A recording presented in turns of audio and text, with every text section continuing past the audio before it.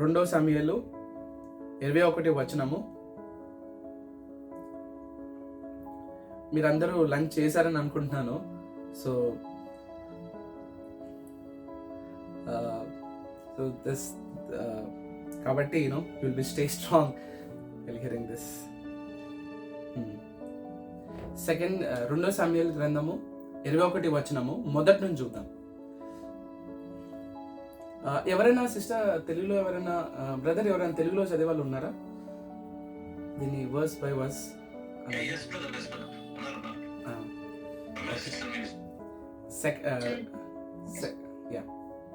Second Samuel brother sister షాలో చదవండి sister, first నుంచి చదువుదాం. దావీదు నోబులో యాజకుడైన అహీమెలెకు వద్దకు వచ్చెను. అయితే అహీమెలెకు సెకండ్ శామ్యూయల్ సిస్టర్ ఒక్క నిమిషం సిస్టర్, ఒక్క నిమిషం. సెకండ్ శామ్యూయల్ 2 సమూయేలు గ్రంథము మొదటి అధ్యాయం 21 అధ్యాయము మొదటి వచనం. 21 అధ్యాయము మొదటి వచనం.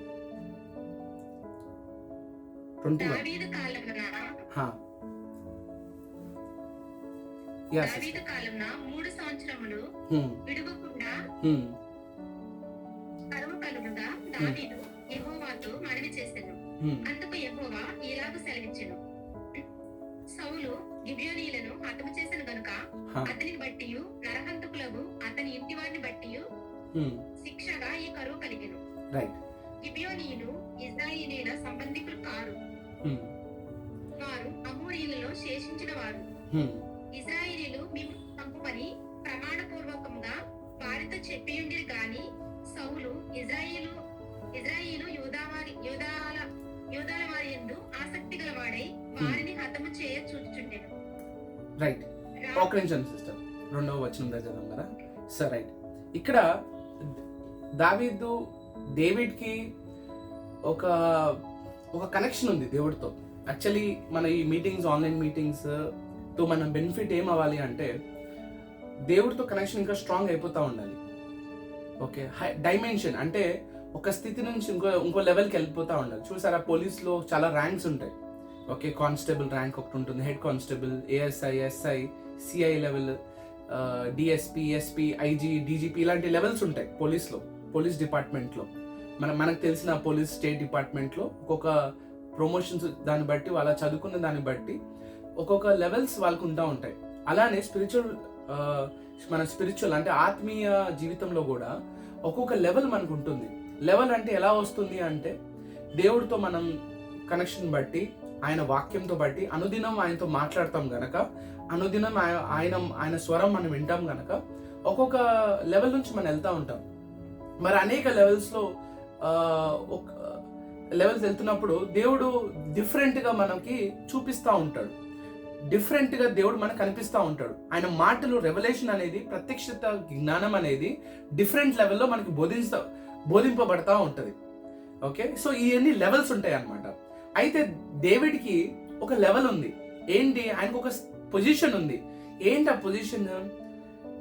ఆ శత్రువులు నా వెంట పడుతున్నారు, ఆ శత్రువుల్ని నేను జయించచ్చా లేదా నేను పారిపోవాలా అనే ప్రతిదీ కూడా దేవుని దగ్గర తీసుకొచ్చి, దేవుని స్వరం విని, దేవుడు ఏం చెప్తున్నాడు అని తెలుసుకొని డెసిషన్ తీసుకుంటాడు ప్రతిదీ కూడా. మరి దావీదు రాజు అయిన తర్వాత ఇలాంటి నా దావీదు కాలములలో, ఓకే, ఆ టైంలో ఫెమైన్ వచ్చింది, అంటే కరువు వచ్చింది. ఆ కరువు వచ్చినప్పుడు 3 సంవత్సరాలు ఉంది ఆ కరువు. మరి కరువు గురించి దేవుణ్ణి అడిగినప్పుడు దేవుడు స్పష్టంగా దావీదుకి చెప్తాడు. ఇది సౌల్ రాజు ఉన్న టైంలో గిబియోన్ ప్రజల్ని చంపాడు ఆయన. ఓకే, చంపినందుకు దాని గురించి వచ్చిన శిక్ష ఇది ఒక శాపం అన్నట్టుగా కరువు వచ్చింది, ఈ 3 సంవత్సరాలు కరువు వచ్చింది అన్నట్టుగా దావీదుకి చెప్తాడు. మరి అంత క్లియర్గా మనం వినగలగాలి. ఓకే, సో అసలు ఎందుకు వస్తుంది? ఎందుకు సౌల్ గిబియోనైట్స్ని చంపాడు? మరి గిబియోనైట్స్ అనేది ఇజ్రాయెల్ ప్రజలు కారు, వాళ్ళ అన్యులు. ఓకే, వాళ్ళ చాలాసార్లు చాలా మంది చెప్తా ఉంటాడు, మీ దేవుడు కృపమయుడు కదా, చాలా మర్సిఫుల్ గాడ్ కదా, ఎందుకు అంతమందిని ఇజ్రాయెల్ ప్రజల్ని ఎందుకు చెప్పాడు వాళ్ళ అందరినీ చంపమని? ఎందుకంటే చాలా వరకు ఫిలిస్టీన్స్, చాలా వరకు అమోరైట్స్, రెఫైమ్స్, ఇవన్నీ చాలా జనాలు ఉంటారు ఆ టైంలో. కానీ చాలా మంది కూడా వాళ్ళు హ్యూమన్ బీయింగ్స్ కారు. అంటే సగం హ్యూమన్ బీయింగ్స్, సగం వాళ్ళ డిఎన్ఏ కరప్ట్ అయింది. అంటే వాళ్ళు మీరు దేవుని గురించి పరిచయం చేయని వాళ్ళు తెలుసుకోలేరు. వాళ్ళ హృదయం అనేది కరప్ట్ అయిపోయింది, డిఎన్ఏ కరప్ట్ అయిపోయింది. ఎలా చెప్పంటారా? గొలియాత్ ఆయన చూసినట్లయితే దేవుడు మన ఆదాముని సృష్టించాడు కనుక అప్పటి నుంచి చూస్తే ఆయన బాడీ డిఫరెంట్గా ఉంటుంది, ఆయన వెయిట్ డిఫరెంట్గా ఉంటుంది. మరి గొలియాత్ అజానభావుడు అంటే ఏంటి? ఆయనకి ఏమైనా కొమ్ములు ఉంటాయా? ఆయన సపరేట్గా ఏమన్నా తినిపిస్తే పుట్టాడా? కాదు. ఆ నోహ కాలంలో నుంచి మరి అది పెద్ద సబ్జెక్ట్ అది, సో అక్కడి నుంచి వెళ్ళాము. సో ఈ ట్రైబ్స్లో అందరు కూడా దాంట్లో హ్యూమన్ బీయింగ్స్ ప్లస్ నెఫిలిమ్స్ అనే వాళ్ళు, అంటే డిఎన్ఏ కరెక్ట్ అయిన వాళ్ళు, అంటే వాళ్ళ హ్యూమన్ బీయింగ్స్ కాదు. ఓకే, సగం హ్యూమన్ బీయింగ్స్, సగం అంటే వాళ్ళు రక్షింపబడలేరు, మారు మనసు అవ్వలేదు, వాళ్ళకి అవ్వదు. ఓకే, సో ఎందుకంటే యేసయ్య కూడా నూతన నిబంధనలో ఆయన ఒక మాట అంటాడు, సర్ప సంతానమా అని. అంటే ఆయన తిట్టట్లేదు, ఉన్నది చెప్తున్నాడు, సర్ప సంతానమే ఉంది అక్కడ. ఓకే, సరే, జిఎస్ టైంలో కూడా రైట్. సో దానికి ఆన్సర్ ఏంటంటే, సో దేవుడు వాళ్ళ కనాన్ వెళ్ళే టైంలో, అంటే దేవుడు చూపించిన ప్రదేశం వెళ్ళే టైంలో అనేక దేశాలని హతమార్చి జయించి, ఓకే, వాళ్ళ పనే అది, దేవుడు అది చెప్పినప్పుడు చేశాడు. అయితే ఇక్కడ సౌల్ రాజుకున్నప్పుడు ఆయన గిబియోనైట్స్ ని చంపాడు. మరి గిబియోనైట్స్ ఎవరు అంటే శత్రువుల కింద వస్తారు, అంటే జనాల కింద వస్తారు. అయితే అది వాళ్ళని చంపినందుకు, అంటే అన్యులు చంపినందుకు ఎందుకు ఇక్కడ శాపం వస్తుంది అది చూద్దాం. ఓకే, దేవుడు దాన్ని ఎలాగా చూస్తున్నాడు, ఎలాగా దాన్ని దావీదుకి బయలుపరుస్తున్నాడు, మళ్ళీ సౌల్ ఏం చేస్తున్నాడు చూద్దాం. ఎన్ని కూడా సిరీస్ వైజ్ చూద్దాం. Okay, right. మనము జాషువా అసలు ఈ గిబియోనైట్స్ ని ఎందుకంటే 2వ వచనంలో చూస్తే, నేను ఇంగ్లీష్ చదువుతాను. King call the Gibeonites and spoke to them.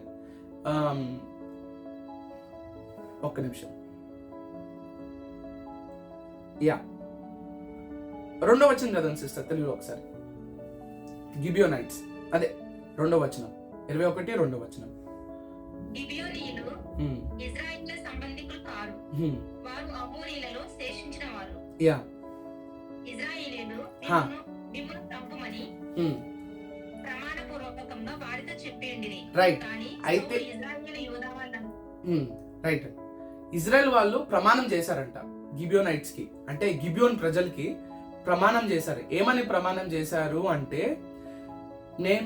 మేము మిమ్మల్ని చంపము అనే ఒక ప్రామిస్ అనేది చేశారు. అయితే సౌల్ ఒక రాజు, దేవుని స్వరం అంతగా వినలేని రాజు, ఆయన ఏం చేశారు అంటే, ఇజ్రాయెల్ ప్రజల్లో, యూదా ప్రజల్లో ఫేమ్ రావాలని, గొప్ప రావాలి, అంటే శత్రువుల్ని చంపితే ఫేమ్ వస్తుంది కదా, జనరల్గా పేరు వస్తుంది. సో దాన్ని బట్టి సౌల్ దేవుణ్ణి, అంటే స్పిరిచువల్ ఆత్మీయ సంగతులు ఎరగకుండా, అంటే తెలియకుండా, అక్కడ ముందు జరిగిన వాగ్దానము ఇజ్రాయెల్ ప్రజలు ఏదైతే చేశారో గిబియోనైట్స్ మేము చంపమని, అది తెలియకుండా చంపేశారు. తెలిసి ఉండొచ్చు, బట్ చంపేశాడు. ఎందుకు? ఒక ఫేమ్ రావాలని, రైట్. మరి చంపితే అది ఇజ్రాయెల్ ప్రజల కోసమే చేశాడు. అయితే దానికోసం ఒక శిక్ష వస్తుంది. అయితే ఈ ఇజ్రాయెల్ ప్రజలు ఎప్పుడు వాగ్దానం చేశారు గిబియోన్ ప్రజలకి చూద్దాం. మన హిస్టరీకి వెళ్దాం. హిస్టరీ వెళ్ళిన తర్వాత దాని నుంచి మనమే నేర్చుకోబోతున్నాము, దాని నుంచి మనమే తీసుకోగలుగుతాం. చూద్దాం దేవుడు దాన్ని ఎలా చూస్తున్నాడు. ఈ కాలంన, ఈ టైంలో దేవుని రక్తంతో కడగబడిన వారము ఎలాగ దేవుడు మనని ఎలాగ దాన్ని ఎంచుతున్నాడు అని చూద్దాం. యెహోషువ గ్రంథము 9వ అధ్యాయము.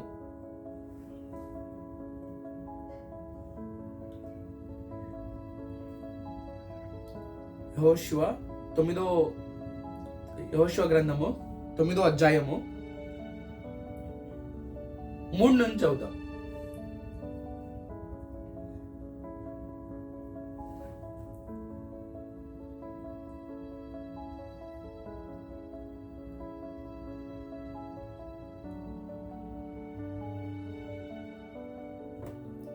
Yeah sister.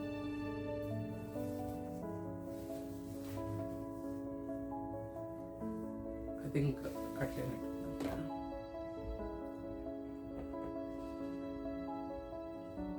Joshua chapter 9 verse 3.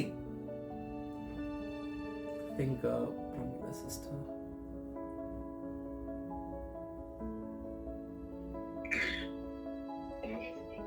Yeah. Yeah. Brother, praise the Lord. యెహోషువ 9:3 నుంచి చదువుకుందాం. 3 నుంచి. యెహోషువ హా. యెరికోకును హానికిని చేసిన దానిని గిబియోను నివాసులకు విన్నప్పుడు వారు కపటోపాయం చేసి రాయబారులని వేషములు వేసుకొని బయలుదేరి తమ గాడిదలకు పాత గోనెలు కట్టి పాత గిలికి చినిగిన కుట్టబడినట్టు ఉన్న ద్రాక్షరసపు సిద్ధెలను తీసుకుని పాత నాసికలను వేయబడిన చెప్పులను పాదములను తొడుక్కుని పాత బట్టలు కట్టుకుని వచ్చింది. వారు ఆహారముగా తెచ్చుకున్న భక్ష్యములనియు ఎండిన ముక్కలుగాను ఉండెను. వారు గిల్గాలునందలి పాలెములోనున్న యెహోషువ యొద్దకు వచ్చి, మేము దూరదేశం నుండి వచ్చిన వారము, మాతో నాకు నిబంధన చేయుడని అతనితో ఇశ్రాయేలుతోనూ చెప్పగా, ఇశ్రాయేలు మీరు మా మధ్యలో నివసించుచున్న వారేమో, మేము మీతో ఎలాగ నిబంధన చేయగలమని ఆ హివ్వీయులతోనండి. వారు మేము నీ దాసులమని యెహోషువతో చెప్పినప్పుడు, యెహోషువ మీరు ఎవరు, ఎక్కడి నుండి వచ్చితిరి అని వారిని అడుగగా, వారు నీ దేవుడైన యెహోవా నామమును బట్టి నీ దాసులమైన మేము బహు దూరం నుండి వచ్చితిమి. అనగా ఆయన కీర్తి, ఆయన ఐగుప్తులో చేసిన సమస్తమును, యోర్దానును అద్దెనున్న హెష్బోనుకు రాజైన సీహోనును, అష్టరోస్తులున్న బాషాను రాజైన ఓగు అను అమోరీలు ఇద్దరు రాజులకు ఆయన చేసినదంతయు వింటిమి. రైట్ బ్రదర్, అక్కడ దాకా చాలు బ్రదర్, 10 వచనం చాలు. అక్కడ 2 రాజులు ఉన్నారు కదా, షియోన్ కింగ్ ఆఫ్ హెష్బోన్ అని, ఓజీ కింగ్ ఆఫ్ బాషాన్ అని. వీళ్ళందరూ ఏమంటే ఈ బాషాన్ అనే ప్రదేశం అంతా కూడా నెఫిలిమ్సే. అంటే వీళ్ళందరూ కూడా, బాషాన్ అనే కింగ్ కూడా నెఫిలిమే. ఓకే, వాళ్ళు హ్యూమన్ బీయింగ్స్ కారు. ఓకే, వాళ్ళందరినీ కూడా దేవుడు, మనం న్యాచురలైజ్ చదివితే దీన్ని అరే దేవుడు ఎందుకు ఆ రాజుని చంపన్నాడు అని అనుకుంటాము, కానీ వాళ్ళందరూ నెఫిలిమ్స్. అదే ప్రదేశంలో ఏసే కూడా వెళ్తాడు తెలుసా మీకు, సిసిరియా ఫిలిపి అని అక్కడికి వెళ్తాడు. అక్కడికి వెళ్ళి ఒక మాట అంటాడు, ఏంటంటే పేతుర్ని అని, ఈ బండ మీద అంటే పేతుర్తో అంటాడు, నేను ఈ బండ మీద సంఘాన్ని కడతాను, పాతాలో ఒక gates of haven, gates of హెల్ అంటే హెల్ ఒక ద్వారాలు దీని ముందు నిలవలేదు అని అక్కడ చేస్తాడు అనమాట. ఓకే, అది different subject. So just small hints అనమాట, సో దట్ మీరు ఎప్పుడైనా వాక్యం చదివేటప్పుడు, మీరు పర్సనల్గా బైబిల్ చదివేటప్పుడు మీకు అర్థమవుతుంది. రైట్. అయితే ఇక్కడ గిబియోనైట్స్కి ఇజ్రాయెల్ పట్ల దేవుడు చేసిన కార్యాలు, దేవుడు చేసిన మిరకల్స్, అద్భుతాలు, ఎలా అయితే వేరే దేశాలని దేవుడు ఆయన అద్భుతాలతో ఓడించి ఇజ్రాయెల్ ప్రజలకి విజయం ఇచ్చి, జెరికోలో ఎట్లా అయితే అయిందో, ఏఐ అనే ప్రదేశంలో ఎలా అయితే అయిందో, ఆ రాజుల్ని ఎలాగైతే హతమార్చాడో దేవుని ఇజ్రాయెల్ ప్రజలు, అది చూసి భయపడిపోయి వాళ్ళు ఒక కంక్లూషన్కి వచ్చారు. ఏమని కంక్లూషన్కి వచ్చారు అంటే, నిజమైన దేవుడు బలవంతుడు, వీళ్ళ దేవుడు చాలా బలవంతుడు, చాలా శక్తి గలవంతుడు, ఈ ఇజ్రాయెల్ ప్రజలు మమ్మల్ని కూడా హతమారుస్తాడు అనే భయంతో వాళ్ళు ఏం చేస్తారు, గిబియోనైట్స్ వాళ్ళు పక్కనే ఉంటారు. అంటే ఏ ఇజ్రాయెల్ ప్రజలకైతే వాళ్ళ నెక్స్ట్ ప్లేస్కి వెళ్ళాలో దాని పక్కనే ఉంటారు అనమాట. ఆ పక్కనే దేశంలో ఉంటారు. మరి ఆ టైంలో టెక్నాలజీ లేదు, మొబైల్స్ లేదు, సో తెలియదు మీరు ఎక్కడి నుంచి వచ్చారా అంటే మేము దూరం నుంచి అని చెప్పారు. అని ఎలా నమ్మించారంటే, వాళ్ళ పాత వస్తువులు, అంటే పాత శాండిల్స్ వేసుకొని, చెప్పులు వేసుకొని, దుస్తులు వేసుకొని, ఆహారం పదార్థాలు అన్నీ కూడా పాతే అనమాట. ఓకే, ద్రాక్ష రసం కూడా పాత తిత్తులు పెట్టుకుని తీసుకొచ్చారు. ఏమని ప్రూవ్ చేద్దామంటే, మేము చాలా దూరం నుంచి వచ్చాము కాబట్టి ఈ మధ్యదారిలోనే చాలా ఈ పాడైపోయినాయి అని ఒక పిక్చర్ ఇద్దామని ఇజ్రాయెల్ ప్రజలతో మాట్లాడతాడు.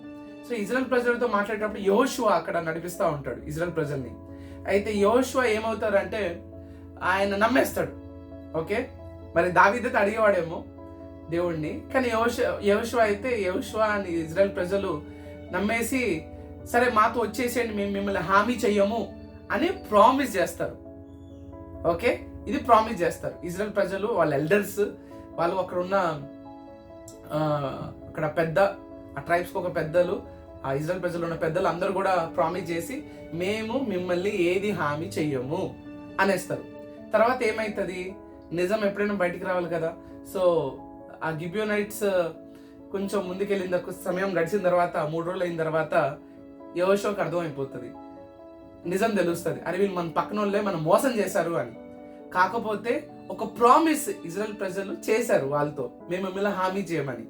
ప్రామిస్ చేసిన తర్వాత దాన్ని తీసుకోవటం అనేది సాధ్యం కాదు, ప్రామిస్ బ్యాక్ తీసుకోవటం అనేది సాధ్యం కాదు. అయితే ఏం చేస్తారు, యెహోషువ వాళ్ళకి సరే మిమ్మల్ని శపిస్తున్నాను, మీరు ఎప్పుడు కూడా మేము మిమ్మల్ని హామీ చేయం, కానీ మీరు మాకు ఎప్పుడు కూడా సేవకులుగా అంటే స్లేవ్స్ గా ఉంటారు, సర్వెంట్స్ కూడా కాదు, స్లేవ్స్, దాసులుగా ఉంటారు మీరు. సో దాసులుగా ఉండి ఏం పని చేస్తారంటే 27వ వచనం సిస్టర్ బ్రదర్, 27వ వచనం.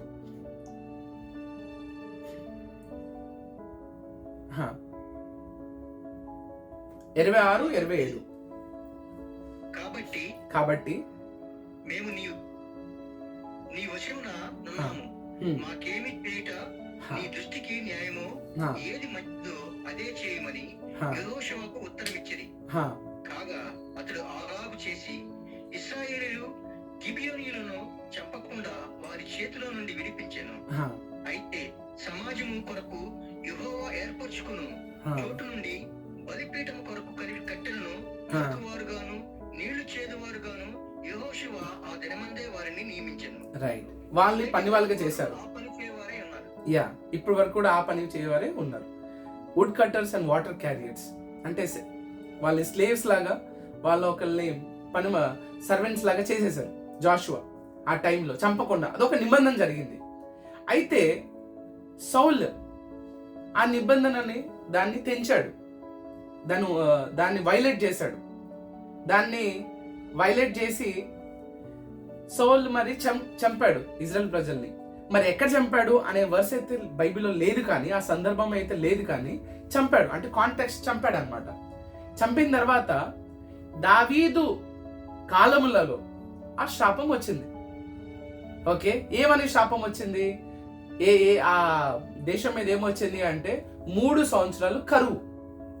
మరి ఒక రకంగా చూస్తే టైం చూసుకుంటే మీరు ఈ జాషువ వాళ్ళ ప్రజలు గిబియోన్ ప్రజలతో ఎప్పుడు వాగ్దానము మేము మిమ్మల్ని చంపము అని ఎప్పుడు చేస్తారు అంటే, టైం నేను చెప్తున్నాను, ఇది థియాలజిస్ట్ ప్రకారంగా టైం ఇది 1400 BC అన్నమాట, బిఫోర్ క్రైస్ట్. జనరల్గా క్రీస్తు ముందు అంటే ఆయన జన్మించక ముందు దాన్ని ఏమంటాం అంటే బీసీ అంటాం, బిఫోర్ క్రైస్ట్. 1400 BC అన్నమాట. 1400 BCలో వాళ్ళకి వాగ్దానం చేశారు ఇజ్రాయెల్ ప్రజలు, యెహోషువ వాగ్దానం చేశారు ఏమని, మిమ్మల్ని మేము చంపము. Okay right. అయితే జోషువ నుంచి చూసుకొని సౌల్ 40 సంవత్సరాలు ఆయన ఏలాడు ఇజ్రాయెల్ ప్రజల మీద. కింగ్ సౌల్ 40 సంవత్సరాలు. అది ఎప్పటి నుంచి ఆయన వచ్చాడు చూసినట్లయితే 1050 to 1010. ఓకే, 1050 అంటే 1050 BC నుంచి 1010 BC వరకు ఆయన ఏలాడు. జనరల్గా మనము ఈ సంవత్సరం 2026, వెనక సంవత్సరం 2025. ఓకే, పెరుగుకుంటా పోతుంది. అయితే క్రీస్తు శకం కంటే ముందు అది తక్కువ వస్తుంది, అలా ఉంటుంది అనమాట క్యాలెండర్. Okay, 1400 BC. దాంతో నెక్స్ట్ సంవత్సరం ఏముంటుంది, 1300 BC ఉంటుంది. దాని తర్వాత ఏముంటుంది, 1200 BC ఉంటుంది. అంటే తక్కువ వస్తుంది, పెరగదు అక్కడ. అంటే క్రీస్తు జన్మించిన ముందు టైం ప్రకారం అయితే అలా క్యాలెండర్ మనం డిజైన్ చేసుకుందాం. దాని తర్వాత 2000 సంవత్సరాలు మీకు తెలుసు, 2001, 2002, 2003 అట్లా మనం కంటిన్యూ అవుతాం. అక్కడ క్రీస్తుకు ముందు అయితే తగ్గుంటా వస్తుంది, మీకు అర్థమైంది అనుకుంటా. ఓకే, సో 1400లో జాషువ 1400 BC ఆ టైంలో ప్రామిస్ చేస్తాడు. సౌల్ ఏలింది ఎప్పుడు అంటే 1050 నుంచి 1010 ఈ మధ్యలో ఆయన ఏలాడు.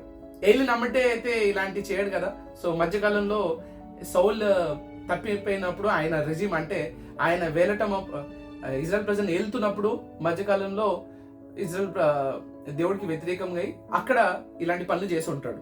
సో దాని ప్రకారం చూస్తే అప్పటి నుంచి మళ్ళీ దావీదు కాలము అంటే దావీదు ఎప్పుడు అవుతారు మళ్ళీ రాజు 1005 నుంచి 1000 BC అంటే ఇంక తగ్గుతుంది అనమాట. నెక్స్ట్ సౌల్ తర్వాత దావీదే రాజు. సో 1005 to 1000 BC ఆ టైంలో ఆ వర్స్ ప్రకారంగా అప్పుడు కరువు వచ్చింది 3 సంవత్సరాలు 1000 BC అప్పుడు. అక్కడ నుంచి జోషువా ఎప్పుడైతే వాగ్దానం చేస్తారో అక్కడ నుంచి దావీదుకు చూసినట్లయితే అక్కడ నుంచి సౌల్ ఉల్లంఘించింది చూసినట్లయితే 350 నుంచి 400 సంవత్సరాలు టైం ఉంది.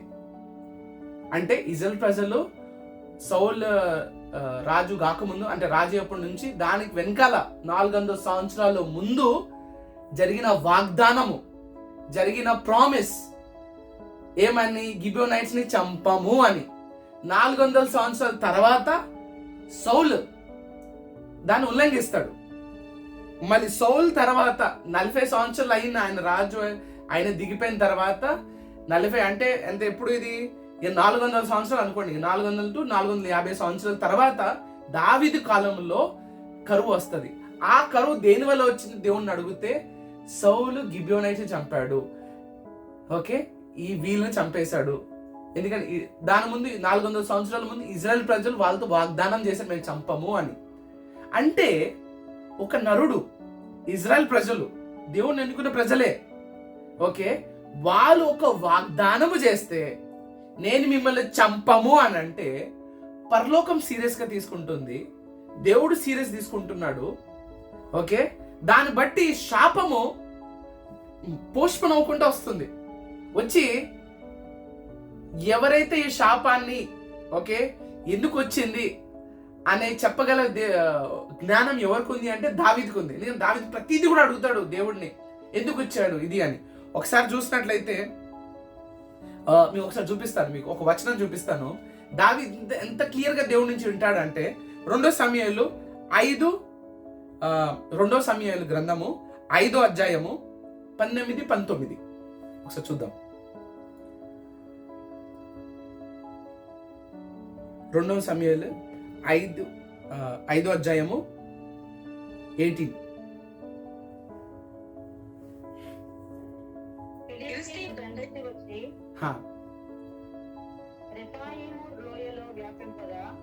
రెఫాయము లోయలో వ్యాపింపగా దావీదు వావ్ 2 క్వశ్చన్లు అడుగుతున్నాడు. నేను వెళ్ళాలా వాళ్ళ ఆ శత్రువులు, ఫిలిస్టీన్ శత్రువులకి నేను వెళ్ళాలా, వాళ్ళు వెళ్ళినప్పుడు వాళ్ళందరూ నా చేతికి వస్తారా అని 2 క్వశ్చన్లు అడిగాడు దావీదు. అంత క్లారిటీతో అడుగుతున్నాడు, ప్రతిదీ కూడా యుద్ధము. ఓకే, అడిగినప్పుడు దేవుడు మాట్లాడతారు దావీదుతో. చదవండి సిస్టర్, కంటిన్యూ చేయండి.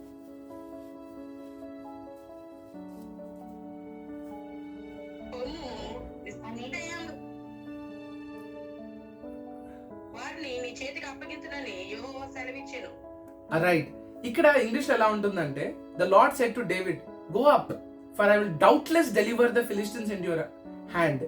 నీకు డౌట్ లేదు, నీకు పక్కా ష్యూర్ గా నిన్ను వాళ్ళ ఫిలిస్టిన్ నీ చేతికి అప్పగిస్తాను. డౌట్లెస్ అని వర్డ్ వాడతారు ఇక్కడ. అంటే ఎలాంటి డౌట్ లేకుండా, ఎలాంటి అప్పనమ్మకం లేకుండా నిశ్చయముగా ఫిలిస్టీన్స్ నీ చేతికి అప్పగిస్తాను. అంటే దీన్ని బట్టి మనకి ఏం అర్థమవుతుందంటే దావీదు క్లియర్ గా వింటున్నాడు. దావీదు క్లియర్ గా అంటే క్లియర్ గా దేవుడిని అడగటము, దేవుడు ఆయనతో మాట్లాడటము, ఒక కనెక్షన్ సెట్ అయిపోయింది. ఒక ఓల్డ్ టెస్ట్మెంట్ పాత నిబంధన ఒక వ్యక్తి, యేసయ్య నిజమైన రక్తాన్ని తెలియని వ్యక్తి ప్రవచించాడు, కానీ ఎక్స్పీరియన్స్ లేదు.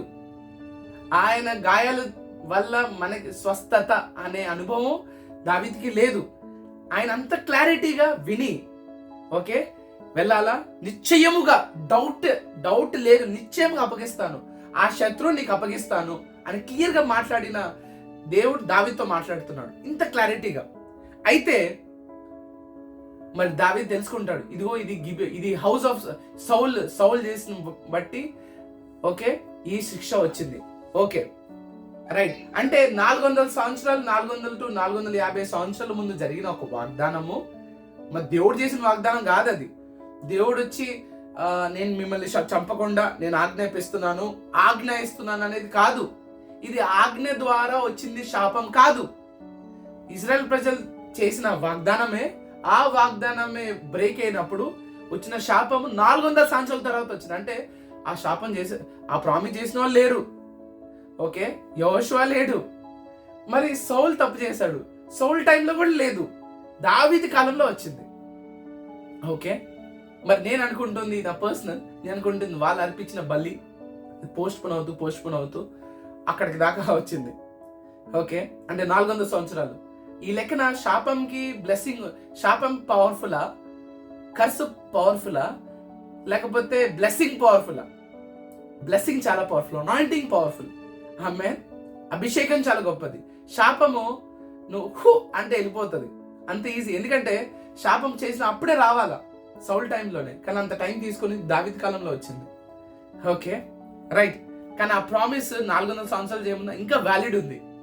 చూసారా ఎలాంటి అగ్రిమెంట్స్ లో జస్ట్ 400 ఇయర్స్ ముందు ఓకే జరిగిన వాగ్దానం. జనరల్ గా మన 400 years బ్యాక్ జనరల్ కి మనకి మన ఫాదర్ ఎవరో తెలుసు, మన గ్రాండ్ పా ఎవరో తెలుసు, దాని తర్వాత గ్రాండ్ పా నుంచి వాళ్ళ ఫాదర్ అనేసరికి అంత ఇన్ఫర్మేషన్ ఉంటుంది మన దగ్గర జనరల్ గా. ఇప్పుడు ఈ టైం నుంచి బ్యాక్ వెళ్తే, ఎందుకంటే ఆ టైంలో ఫేస్బుక్, ఇన్స్టాగ్రామ్ అట్లాంటి రికార్డ్ హిస్టరీ, సోషల్ మీడియాలో హిస్టరీ తెలియదు. ఓకే, వాళ్ళు ఎక్కడ చదువుకున్నారో తెలియదు. వాళ్ళ గ్రాండ్ పా అంటే మోస్ట్లీ గ్రాండ్ పా వరకు మనకు ఐడియా ఉంటుంది, దాని తర్వాత ఐడియా ఉండదు ఎవరికి కూడా మోస్ట్లీ. ఓకే, అంటే అంతగా టైం హిస్టరీలో మన హిస్టరీనే మీ ఫాదర్ వాళ్ళ ఫాదర్ ఒక 3 తరాల వరకే నువ్వు తెలుసుకోగలుగుతావు. దాని తర్వాత వాళ్ళు ఏం చేశారు, వాళ్ళు ఏం ప్రామిసులు చేశారు, ఆ ప్రామిసులో నాకేం వస్తుంది. ఓకే, కానీ ఆ టైంలో 400 సంవత్సరాల ముందే వాగ్దానం చేసి ఆ టైంలో వీళ్ళు శిక్ష అనుభవిస్తున్నారు. ఓకే, ఇక్కడ నుంచి నా సర్మన్ స్టార్ట్ అవుతుంది. ఇది కూడా చాలా ఇంపార్టెంట్. 400 సంవత్సరాల ముందు చిన్న వాగ్దానం చేసినందుకే దేవుడు నన్ను సీరియస్గా ఒక రికార్డులో రాసుకున్నాడు దాన్ని. ఓకే, వావ్, వ్యాలిడిటీ అంటే దేవుడు దానికి అంత విలువ ఇస్తున్నాడు. మనం మర్చిపోతాం. ఈరోజు చేసిన ప్రామిస్, రేపు ఇస్తానులే మనీ, రేపు వస్తానులే చూస్తానులే, మీతో నేను హాలిడేకి వస్తాను, టూర్కి వస్తాను అని చెప్పి మర్చిపోతూ ఉంటాం. సెకండ్ డే అవునా చెప్పినట్టున్నాను కదా, నేను మర్చిపోయానే అని మనం ఇట్లా ఉంటాం. కానీ దేవుడు అలా లేడు. దేవుడు దాన్ని సీరియస్గా, అంటే ఈ మధ్యన అసలు దేవుడికి ఏం ముఖ్యమైన పని, మీరేం మాట్లాడుతున్నారు, మీరేం ప్రార్థన చేస్తున్నారు, మీరు ఏ ఆరాధన చేస్తున్నారు అంటే ఆయన సృష్టికర్తలో సృష్టి చంద్రుడిని చూసుకోవటం కాదు, సూర్యుడిని చూసుకోవటం కాదు. ఓకే, లేకపోతే సముద్రాన్ని కరెక్ట్ నీళ్ళు దాంట్లో పడుతున్నాయా, చేపలు ఏమైనా తక్కువైనాయా, ఆ చేపల్ని పెంచుదామా అని సృష్టికర్త చూడట్లే. సృష్టికర్త మరి ముఖ్యం బాధ్యత ఏమైందంటే మీరు ప్రార్థన చేసి దానికి కరెక్ట్గా ఆలకిస్తున్నాడు అని అర్థం. ఆమె ఒక చిన్న వాగ్దానం 400 సంవత్సరాల ముందు అని రిమెంబర్ చేసుకుంటే నువ్వు ప్రార్థిస్తున్నావు. ఈరోజు ఈ ఫెస్టివల్ రోజు, ఈ సంక్రాంతి ఫెస్టివల్ రోజు మీరు అందరూ కూడి ప్రార్థన చేస్తున్నారు. ఓకే, ఆ ప్రార్థన ఊకినే పోదు. ఆమెన్, పరిశుద్ధాత్మతో అటాచ్ అయ్యి ఉంది మళ్ళీ ఆ ప్రార్థన. ఓకే, అంటే పరిశుద్ధాత్మ మీలో పెట్టుకొని ప్రార్థిస్తున్నారు. గాడ్ డౌన్ పేమెంట్ ఇచ్చాడు, హోలీ స్పిరిట్, ఆయన స్పిరిటే ఇచ్చి ప్రార్థిస్తుంటే ఆయన మర్చిపోతాడా? మర్చిపోడు. హల్లెలూయా. జస్ట్ ఇలా కూర్చొని మీరు ఒక్కళ్ళే ప్రార్థిస్తుంటే ఆ ప్రార్థన మర్చిపోగలుగుతాడా దేవుడు? మర్చిపోలేడు. హైలీ ఇంపాసిబుల్ దాని ప్రకారం చూసుకుంటే. ఓకే, అంటే దేవుడు చాలా సీరియస్ గా ఉన్నాడు మీ మాటలు చెప్పిన ప్రకారంగా. సీరియస్. ఏమవుతున్నాయి ప్రార్థనలు అంటే మీరు ఎదగాల, కనెక్షన్. ఏమేన్, ఇంకా కనెక్షన్, హైయర్ డైమెన్షన్స్ ఇంకా వెళ్ళాలి. శరీరంలో ఉన్నాం కదా, శరీరంలో ఉన్నప్పుడు ఆత్మీయ సంగతులు మనకు తెలియవు. ఈ శరీరం నుంచి ఆత్మీయ లెవెల్కి అంటే స్పిరిట్ కి కనెక్ట్ అయిపోవాలి. మీరు స్పిరిట్ ఆత్మలో ఉన్నారు, ఇంకా డైమెన్షన్, ఇంకా మూవ్ ఆన్. ఆమేన్, అప్పుడు అర్థమవుతాయి అన్ని. హల్లెలూయా. ఆమేన్. అంటే మీ ప్రార్థన మరి ముఖ్యంగా క్లోజ్ గా బైనాక్యులర్లో కరెక్ట్ గా నేను చూస్తున్నాడు ఏం చేస్తుంటాను, ఏం ప్రార్థిస్తుంది. ఓకే, మరి మీరు కడగబడిన వాళ్ళు, రక్తంతో మంచిగా శుద్ధి చేసి నీ పాపాలు ఎన్నడూ నేను గుర్తు పెట్టుకోను అని వాగ్దానం చేసి, ఆ వాగ్దానం వీళ్ళు వాగ్దానం చేస్తే ఇంత సీరియస్ తీసుకుంటే దేవుడు వాగ్దానం చేస్తే దాన్ని వైలేట్ చేయగలుగుతాడా? చేయలేడు. ఎందుకంటే ఇది రికార్డ్ ఉంది కదా మన దగ్గర, ఇది ఉంది కదా విట్నెస్. దేవుడు దీన్ని ఇంత సీరియస్ గా తీసుకున్నప్పుడు దేవుడు చేసిన ప్రామిస్, నూతన నిబంధన ప్రామిస్, ఆయన రక్తం ప్రామిస్, ఆయన దెబ్బల వలన నీ స్వస్థత అనే ప్రామిస్, దాన్ని లైట్ గా తీసుకోగలుగుతాడా? Highly impossible. ఏమే వావ్. చూద్దాం. అయితే మళ్ళీ ఇంకా స్టార్టింగ్ వద్దాము. 2 సమూయేలు 21వ అధ్యాయము. ఎక్కడైతే శాపము అక్కడ చూద్దాం. 3 సంవత్సరాలు కరువు వచ్చింది కదా, దేవుడు దావీదు అడిగినప్పుడు మరి వాళ్ళ గిబియోనైట్స్ ఎలా దీన్ని తప్పిస్తాడో, ఈ అంటే ఆ కరువుని ఎలా ఆయన తప్పిస్తాడో చూద్దాం. మీరు ఎక్కడి నుంచి చదువుతారు అంటే 3 నుంచి చదువుదాం. 2 సమూయేలు 21వ అధ్యాయము 3 నుంచి చదువుదాం. 2 సమూయేలు దావీదు రాజోగ దావీదు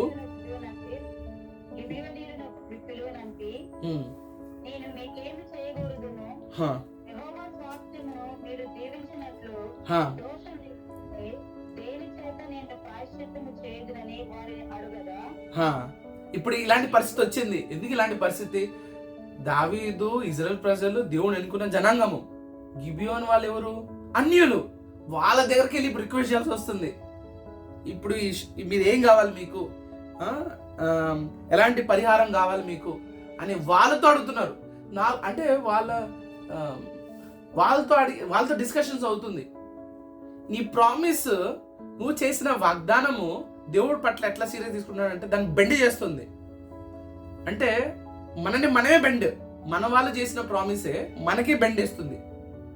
ఓకే, మనం బెండ్ చేయాల్సి వస్తుంది, మనం బెండ్ అవుతున్నాం. దేవుడు చేసిన ప్రామిస్ ఎలా ఉంటుంది? హల్లెలూయా. నిశ్చయంగా నీ తోడు ఉంటానంటేనే ఆ వాగ్దానం ఫుల్ఫిల్ చేయడానికి ఇమ్మాన్యుయల్ దేవుడు మన యేసయ్య పరలోకం నుంచి ఆ మహిమ నుంచి విడిచి తక్కువ మహిమ, అంటే మన మానవులు ఆ శరీరం పాపం లైక్నెస్ ఆఫ్ ద సిన్ ఈ శరీరంలోకి ఆయన దిగొచ్చాడు. ఒక్క వాగ్దానం, నేను నీతోనే ఉంటాను. ఇమ్మాన్యుయల్ గాడ్. హాలే క్రిస్మస్ జరుపుకున్నాం కదా, ఇమ్మాన్యుయల్. క్రిస్మస్ అంటేనే ఇమ్మాన్యుయల్, ఆయన మనతో నివసిస్తున్నాడు. ఆ ప్రామిస్ ని ఫుల్ఫిల్ చేయడానికి ఆయన దిగి రావాల్సి వచ్చింది. ఆమేన్. వావ్. హల్లెలూయా. ఆమేన్. దీన్ని మీరు ధ్యానించుకుంటా ఉన్నారు, మర్చిపోకూడదు. ఆమేన్. చదవండి సిస్టర్. అప్పుడు గిబియోన్ 4వ వచనం చదవండి. గిబియోనీయులు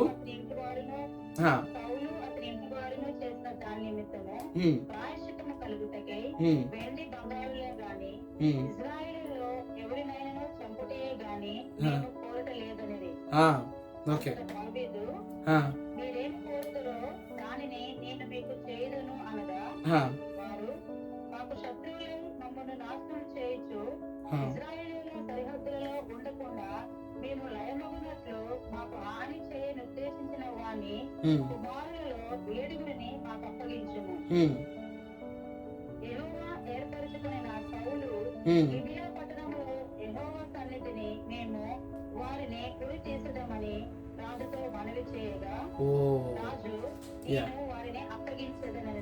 రైట్, ఇది 6వ వచనం.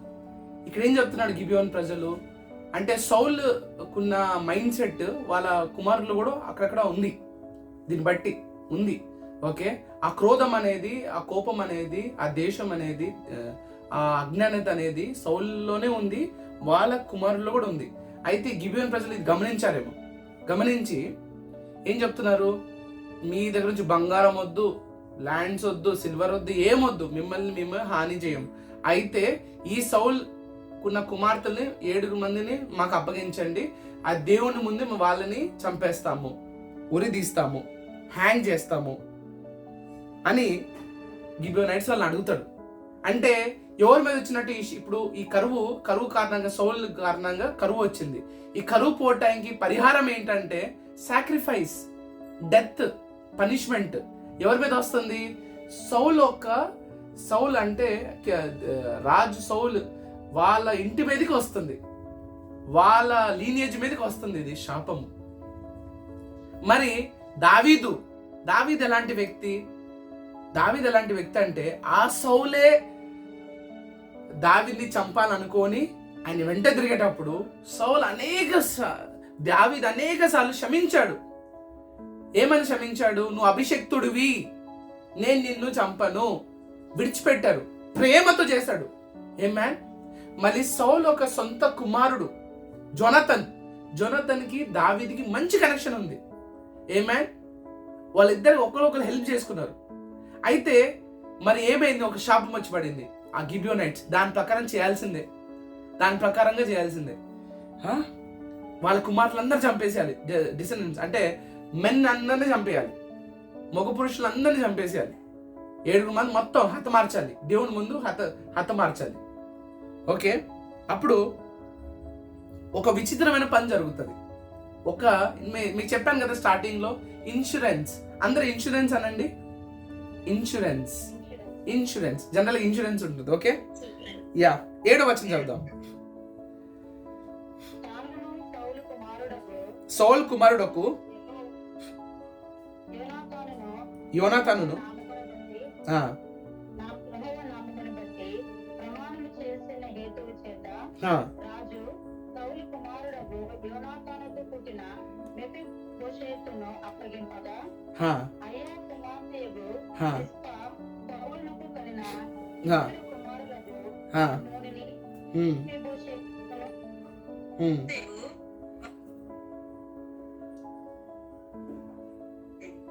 సౌలు కుమారుడకు మోరాబు మొహలతీయుడగు కుమారుడైన అత్రియేలునకు కనిన 5 కుమారులను పట్టుకొని గిబియోనీయులకు అప్పగించాను.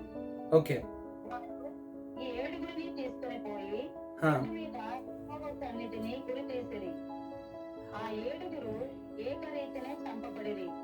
ఓకే. కోతకాలమున ఎవల కోత ఆరంభమందు వారు మరణమైరి. ఇది ఒక నిమిషం ఆగండి. హార్వెస్ట్ అంటే ఏంటి? హార్వెస్ట్ అంటే కోతకాలం. సంక్రాంతి అంటే ఏంటి? దాని అర్థము ఐడియా ఉంది ఎవరికైనా? కోతకాలము. ఓకే. సంక్రాంతి అంటే జస్ట్ సో యాక్చువల్లీ సంక్రాంతి అనేది ఫెస్టివల్ ఆఫ్ హార్వెస్ట్ అంటారు. am I right? Festival harvest మనకు కూడా ఉన్నాయి బైబిల్లో, ఫెస్టివల్ హార్వెస్ట్. అయితే ఈ నూతన నిబంధనలో అయితే ఎవ్రీడే హార్వెస్ట్, ప్రతిరోజు పండగ ఒక డేట్ అంటూ లేదు. జస్ట్ లైక్ క్రిస్మస్ ఈ 25 క్రిస్మస్ చేసుకోవాలి, ఎందుకు 25 చేసుకోకూడదు అనేది కాకుండా ప్రతిరోజు క్రిస్మస్ ఉంది. కానీ ఒక రోజున మనం దాన్ని స్పెషల్గా చేసుకుంటాం, దాంట్లో తప్పేం లేదు. ప్రతిరోజు చేసుకున్నా కూడా తప్పేం లేదు. ఓకే. సో ఈ కోతకాలం అంటే ఒక సంక్రాంతి, ఒక బిగినింగ్. దీని సంక్రాంతి అనొచ్చా? బార్లీ ఆఫ్ హార్వెస్ట్ అంటే బిగినింగ్ ఆఫ్ బార్లీ హార్వెస్ట్ అంటే ఈ పండుగని. ఓకే. అంటే ఈ సంక్రాంతి టైంలో రైట్ వాళ్ళని ఉరిదీశారు, మొత్తం అందరిని చంపేశారు. అయితే మెఫీబోషెత్, వావ్ మెఫీబోషెత్ జొనతాన్ కొరకు, జొనతాన్ ఒక కుమారుడు మెఫీబోషెత్. ఓకే. ఆయన బతికిపోయాడు. దీంట్లో శాపం వచ్చింది, కరువు వచ్చింది. ఓకే. దేవుని కరువు అడిగితే గిబియోనైట్స్ అడుగు వాళ్ళు ఏం చేయాలో చెప్తారంటే, గిబియోనైట్స్ ఏం చెప్పారు? వాళ్ళు కూడా వాళ్ళు కూడా ఆలోచన పెట్టుంటారు, సౌలు మొత్తం కుటుంబం తీసేయని. ఓకే. దేవుడు వచ్చిన శాపాన్ పనిష్మెంట్ మెఫీబోషెత్ బతికిపోతాడు. ఓకే. అంటే మెఫీబోషెత్ ఎందుకు బతుకుతాడు అంటే జొనతన్ ఇంకో ప్రామిస్ చేశాడు. డేవిడ్ ప్రామిస్ చేశాడు జొనతన్తో. ఒక్కరు ప్రామిస్ బ్రేక్ చేయడం వల్ల వచ్చిన శాపము ఇంకోరు ప్రామిస్ తో చేసిన వల్ల వాళ్ళ ఆ శాపాన్ని అధిగమిస్తారు. వావ్. హేమే మీరు సరే, ఎక్కడ ప్రామిస్ జరిగింది? వీళ్ళు ఎన్ని ప్రామిస్లు చేసుకున్నారు చూద్దాం. ఎక్కడ ఈ లొకేషన్ లో జరిగింది ఈ ప్రామిస్లు అన్ని కూడా. ఓకే. జొనతన్ దావీదు ఎప్పుడు ప్రామిస్ చేశాడు? జొనతన్ ఇక్కడ యాక్చువల్లీ ప్రామిస్ కాదు, ఏంటి అంటే ఓత్ అన్నమాట. ఓత్ అంటే ఏంటంటే నిబంధన, అగ్రిమెంట్. ఓత్ అనేది ప్రామిస్ అంటే నేను చేసేది, ఒక్కరు చేసేది ప్రామిస్. ఓత్ ఇక్కడ నిబంధన, ఒక కవెనెంట్ చేసుకున్నారు, ఒట్టు పెట్టుకున్నారు. ఓకే. అక్కడేమో ప్రామిస్, ఇక్కడే ఒట్టు. ఓత్ అన్న దాని ఏంటంటే ప్రమాణమే కదా, ప్రమాణం చేసుకున్నారు. ఓకే. అక్కడ ఒక నిబంధన, వాగ్దానము, ఇక్కడ ఒట్టు, ప్రమాణము. దావీదు చేశాడు జొనాథన్కి. అది ఎక్కడ చేశాడో చూద్దాం. రైట్, యా యా రెండో సామ్యుయేలు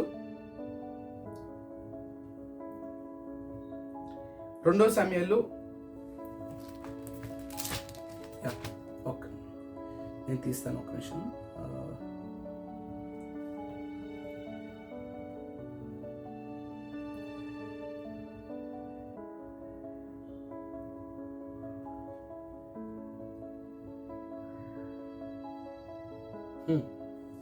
రెండు సార్లు చూద్దాము. ఓకే, మొదటి సామ్యుయేలు గ్రంథము 20 అధ్యాయము 42 వచనం.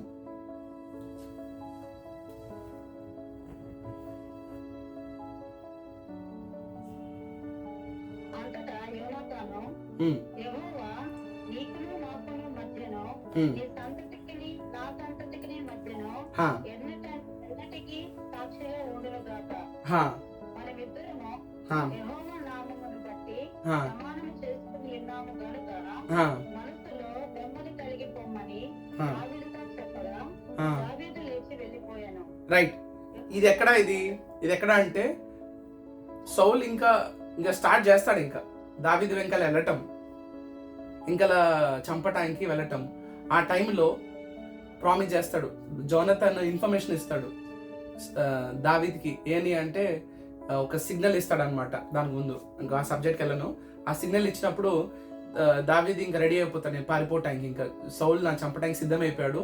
సౌల్ ఆయన యాక్సిడెంట్లీ నన్ను ఏదో చేయాలని కాదు, విల్ఫుల్లే, అంటే ఆయన మనస్ఫూర్తిగా నన్ను చంపాలని ఫిక్స్ అయిపోయాడు అని తెలుసుకొని జొనాథన్ కూడా మళ్ళీ వాళ్ళ తండ్రితో సౌల్తో పోరాడి దావీద్ని సీక్రెట్గా పంపించేస్తాడు. అయితే పంపించిన ముందు ఒక దగ్గర కలుస్తారు సీక్రెట్గా. జొనాథన్ను దావీదు కలిసి వాగ్దానం చేసుకుంటారు, ఇద్దరు ప్రామిస్లు. ఏమని అంటే, ఓకే అంటే దేవుడు నీ సంతానం మా సంతానం మధ్యలో ఆయన విట్నెస్ ఉండును గాక అని ఒక నిబంధన చేసుకుంటారు. ఓకే, దాని తర్వాత 2వ సమయాలు చూద్దాం. 2వ సమయాలు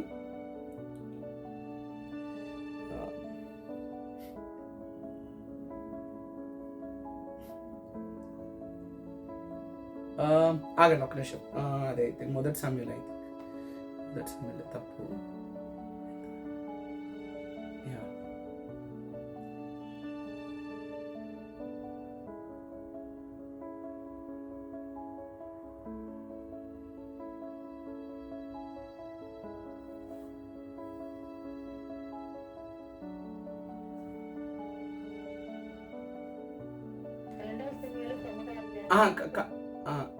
ఒక్క నిమిషం అండి.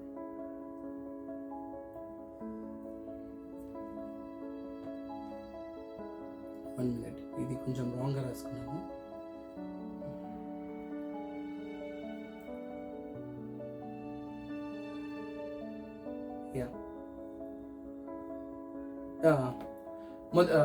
దొరికింది. మొదటి సమయాలు 20వ అధ్యాయము 15 నుంచి 17 వెంకల్కి వెళ్దామండి.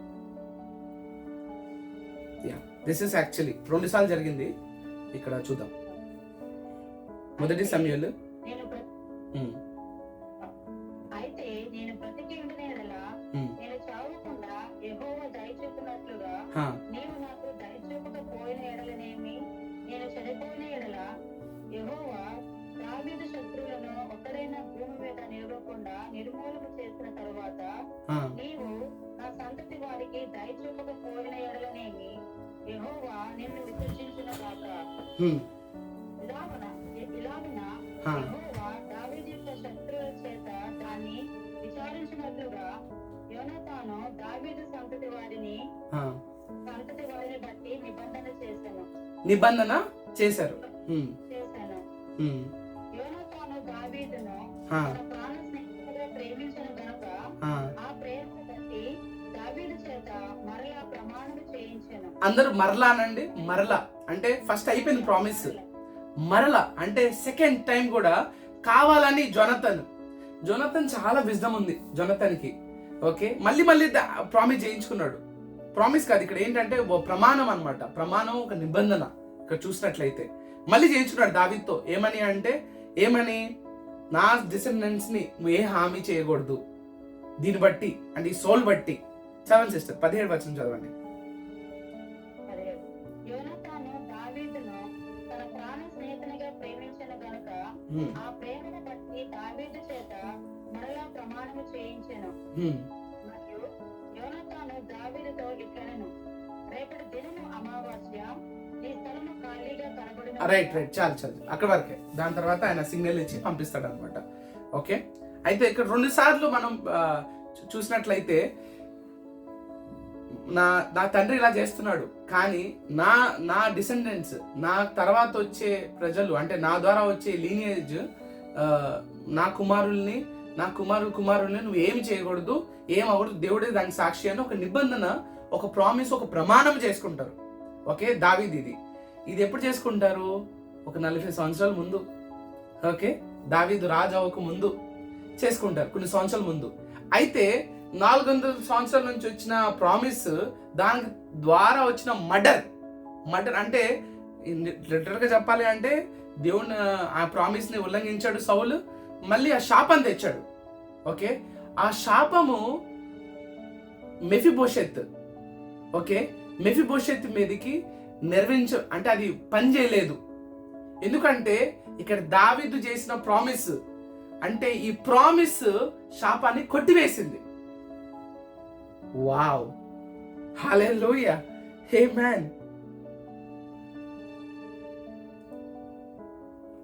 2 సమయాలు చదవండి, 2 సమయాలు 9:7. అందుకు దావీదు, నీవు భయపడవద్దు. ఎవరికి చెప్తున్నారు? మెఫీబోషెత్కి చెప్తున్నారు.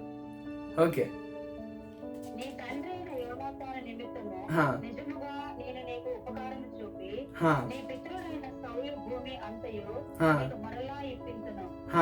మరియు నీవు సదాకాలము నా బల్ల యొద్దనే భోజనము చేయుదు అని సెలవీయగా నమస్కరించి, చచ్చిన కుక్క వంటి వాడినైన నా యెడల నీవు దయ చూపుటకు నీ దాసుడు నాకు నేను ఎంత. రైట్, ఆపండి, చాలు. ఓకే, దావీదు ఎలాంటి ఆఫర్ ఇచ్చాడు మెఫీబోషెత్కి? నువ్వు అన్నంత రోజులు నీ కుమారులు. మెఫీబోషెత్ పాపం ఆయనకి హ్యాండిక్యాప్, అతను కుంటివాడు. ఓకే, హ్యాండిక్యాప్ అయ్యాడు. ఓకే, నడవలేడు. అయితే ఆయన వాళ్ళ తండ్రి చేసిన ప్రామిస్, అంటే జ్ఞానంతో దావీదుతో చేయించబడిన ఒక ప్రమాణము ద్వారా ఇప్పుడు మెఫీబోషెత్ చంపబడాల. కానీ మెఫీబోషెత్ నిశ్చయముగా తరతరాలు రాజు బల్ల ముందు కూర్చొని ఎంజాయ్ చేసుకుంటే బ్లెస్సింగ్స్ ని మంచిగా ఆయన భుజించగలుగుతాడు. ఆ బ్లెస్సింగ్స్ ని ఎంజాయ్ చేయగలుగుతాడు, రాయల్ బ్లెస్సింగ్స్ ని. మరి సౌలు వాళ్ళందరినీ కూడా, సౌలు చాలా మంది కుమారులు ఉన్నారు, కుమార్తెలు ఉన్నారు. ఓకే, ఆ కుమారుడిలో జోనాతాను ఒక కుమారుడు, వాళ్ళ కుమారులు చంపబడలేదు, బ్లెస్సింగ్స్ ని ఎంజాయ్ చేశారు. శాపం వచ్చింది, కానీ శాపం ఇట్లా కప్పుతుంది, కానీ బ్లెస్సింగ్ ఆ ప్రమాణము తీసి కొట్టివేసింది. హల్లెలూయా, ఆమేన్. మా శాపం ఎవరిచ్చారు? ఆ కరువు ఎవరిచ్చారు? అఫ్ కోర్స్ దురాత్మనే. ఓకే, సైతానే. కానీ దేవుని దగ్గర నుంచి పర్మిషన్ ఉంది, లీగల్ పర్మిషన్ ఉంది. ఒక రకం చెప్పాలంటే గాడే ఇచ్చినట్టే. ఓకే, ఆ కరువు జరిగింది, లీగల్ పర్మిషన్ ఉంది. ఓకే, అయితే దాన్ని కూడా కొట్టివేసి మెఫీబోషెత్ మరణం వచ్చేది ఇన్సూరెన్స్.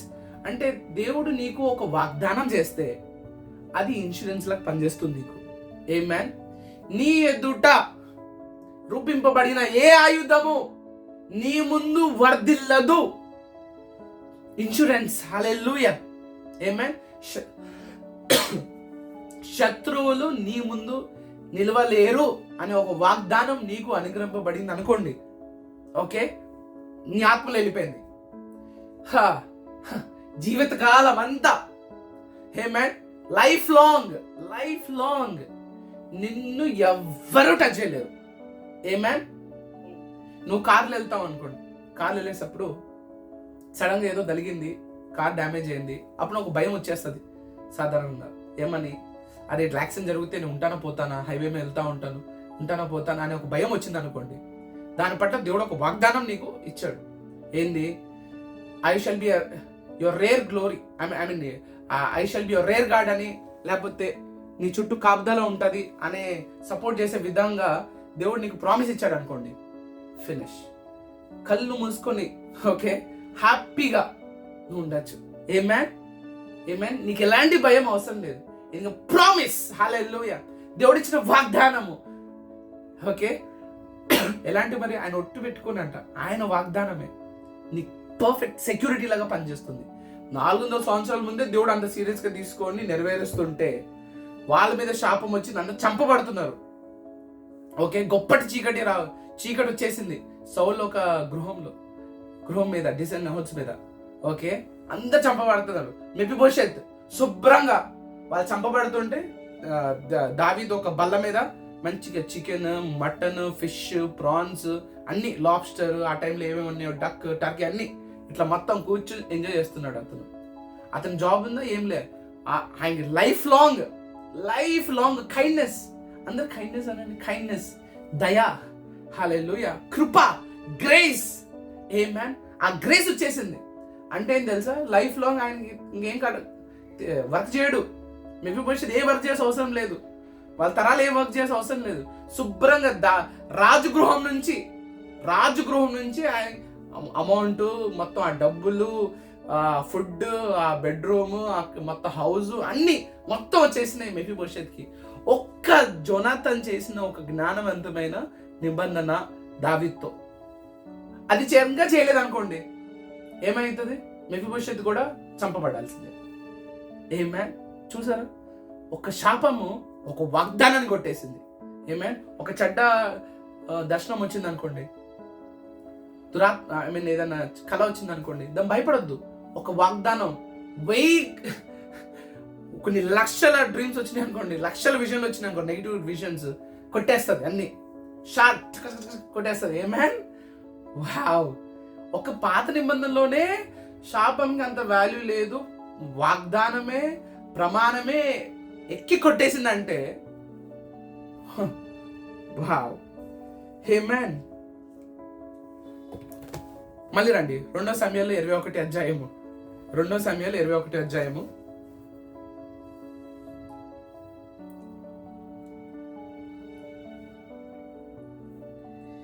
ఎక్కడి నుంచి చదువుదామంటే 8 నుంచి చదువుదాం. 8, 9, 10.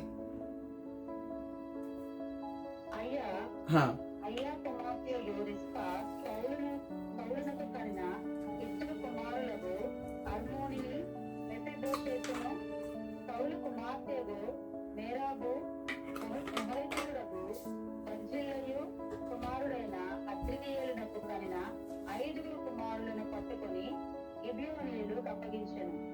వారు 7 తీసుకుని పోయి కొండ మీద యెహోవా సన్నిధిని గురితీసిరి. ఆ 7 ఏకరీతినే చంపబడిరి. కోత కాలమున ఎవరి కోత ఆరంభమందు వారు మరణమైరి.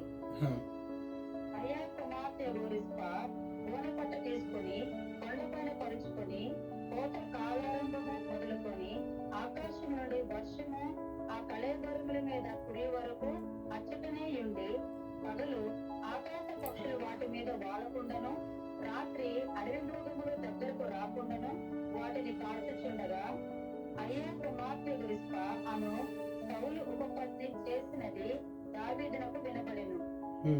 కాబట్టి దావీదు పోయి సౌలు ఎముకలను, అతని కుమారుడైన యోనాతాను ఎముకలను ఎబిషిల్లాడు వారి యుద్ధ నుండి తెప్పించెను. ఫిలిష్తీయులు గిల్బోనులో సౌలును హతము చేసినప్పుడు వారు సౌలును, యోనాతానును తెచ్చేను పట్టణములో వీధిలో వేలాడగట్టగా, ఎబిష్కిలాడు వారు వారి ఎముకలను అచ్చట నుండి దొంగిలించి తెచ్చి ఉండిరి. కావున దావీదు వారి యుద్ధ నుండి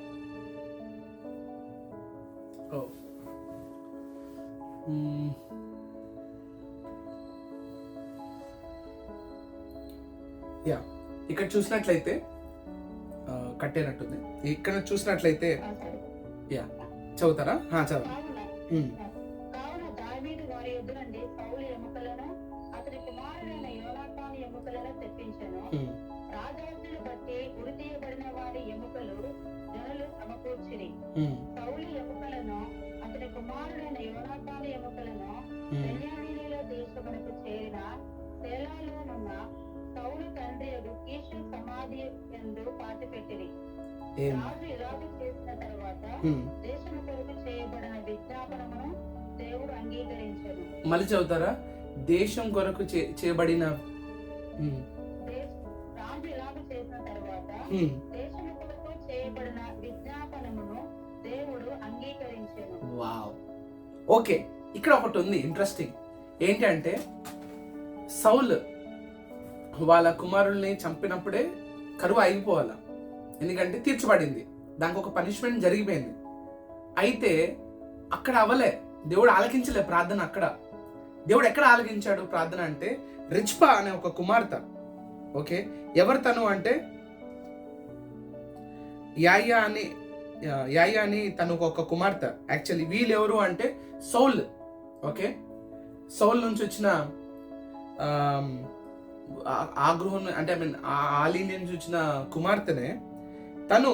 రిచ్పా ఏం చేసింది, తను యాక్చువల్లీ వాళ్ళు ఎవరైతే ఉరిదీశారో వాళ్ళ కుమారుడిని ఉరిదీసినప్పుడు అక్కడ ఏం చేసింది తను, కొన్ని మంత్స్ అంటే 6 నెలలు, అంటే ఎన్ని నెలలు అంటే సామాన్యంగా దీని మంత్స్ ఎంత చూసుకుంటే మనము జనరల్గా 6 months. 1 minute.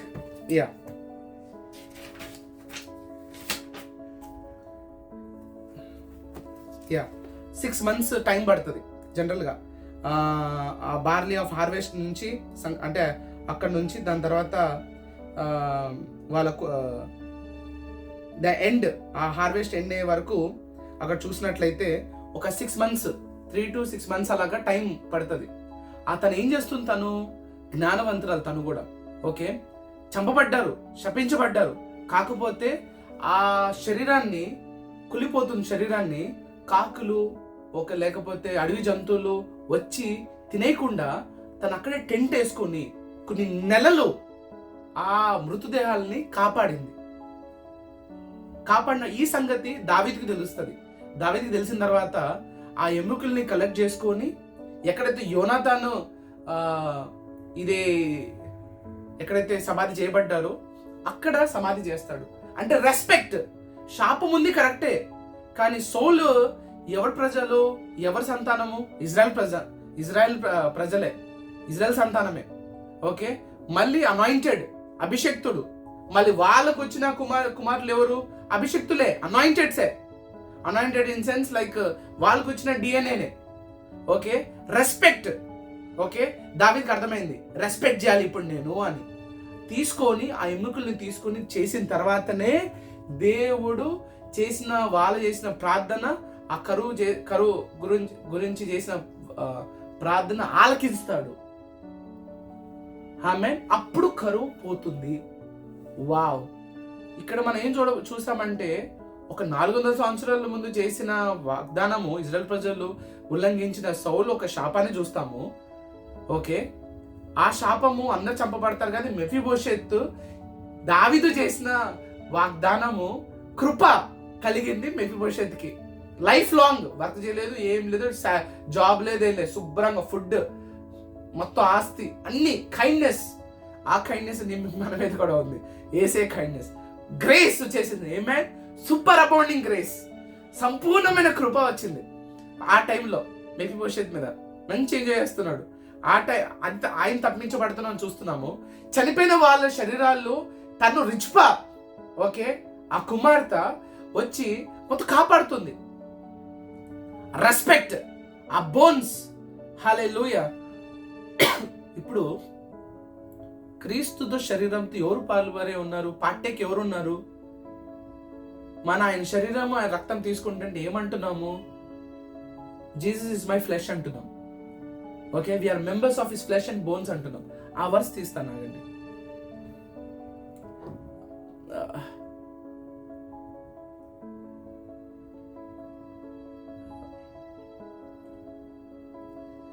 వావ్. యా,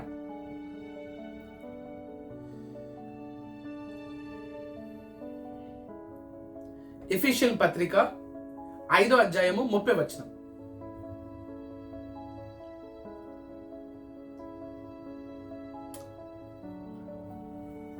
ఎఫెసీయుల పత్రిక 5వ అధ్యాయము 30వ వచనం.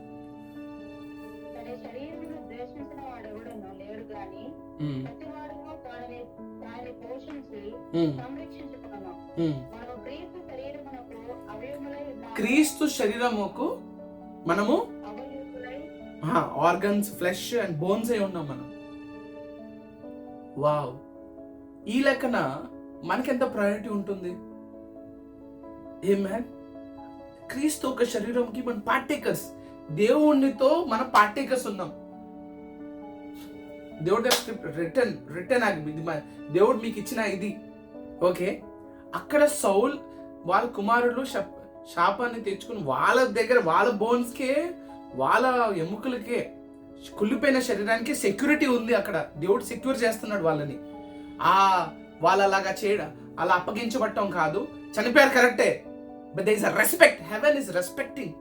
పరలోక రెస్పెక్ట్ చేస్తుంది, స్పిరిచువల్ realms రెస్పెక్ట్ చేస్తున్నాయి వాళ్ళ డెడ్ బాడీస్ కి. ఆ పక్షులు రాకుండా, ఆ జంతువులు రాకుండా, తినేయకుండా అలా డిస్రెస్పెక్ట్ అవ్వకూడదు. అభిషక్తుల నుంచి వచ్చారు వాళ్ళు కాబట్టి డిస్రెస్పెక్ట్ అవ్వకూడదు అని ఓకే కాపాడబడుతున్న ఆ రిచ్ప కాపాడింది. దావీదు దాన్ని గ్రహించి తీసుకొచ్చి ఘనంగా హానర్ చేస్తాడు, ఆ సమాధి చేస్తాడు.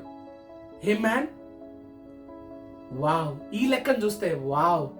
ఏ మ్యాన్, దీంట్లో శాపం ఉంది, కనికరం ఉంది, రెస్పెక్ట్ ఉంది. వావ్, ఈ లెక్కన రైట్ నేను ముగిచ్చేస్తున్నాను. హల్లెలూయా. హీబ్రూల పత్రిక 6వ అధ్యాయం 15 నుంచి 20.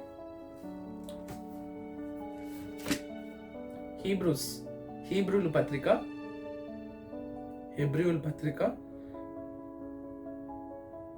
6వ అధ్యాయము 15 నుంచి 20. ఆ మాట నమ్మి అతడు ఓర్పుతో సహించి ఆ వాగ్దానములను పొందెను. మనుషులు తమ కంటే గొప్పవాని తోడు అని ప్రమాణము చేతురు. వారి ప్రతి వివాదములోనూ వివాదాంశము పరిష్కారము చేయనది ప్రమాణమే. ఈ విధముగా దేవుడు తన సంకల్పము నిశ్చలమైనదని ఆ వాగ్దానమునకు వారసులైన వారికి మరి నిశ్చయముగా కనపరచవలనని ఉద్దేశించిన వాడే తాను అబద్ధమాడజాలని నిశ్చలమైన రెండు సంగతులు ఉన్నాయి. ఇంగ్లీష్ లో ఏమంటుందంటే 2 immutable things. రివర్స్ చేయలేం, దాన్ని బ్యాక్ చేయలేం, దాన్ని కొట్టేసి మళ్ళీ తిరిగి రాయలేం. ఇమ్యూటబుల్ థింగ్స్, 2 సంగతులు ఉన్నాయి. ఆ 2 సంగతులు ఏంటో చూద్దాం. దేవుడి గురించి 2 సంగతులు ఉన్నాయి.